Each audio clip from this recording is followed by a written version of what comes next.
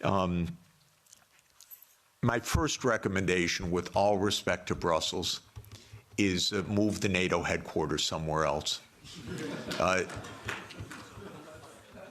I mean it seriously, because one of the worst parts of European policy right now is a complete confusion of Europe and NATO.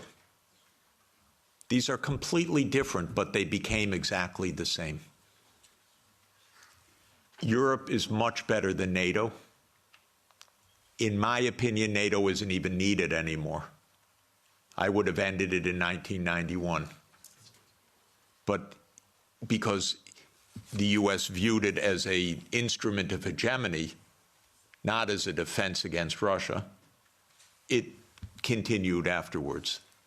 But the confusion of NATO and Europe is deadly, because expanding Europe meant expanding NATO, period. And these should have been completely different things. So this is the first point. My own view, again, with all respect to Michael, we only had a brief conversation about it, is that Europe basically should have its own foreign policy and its own military security, its own strategic autonomy, so-called. And it should. I'm in favor of that.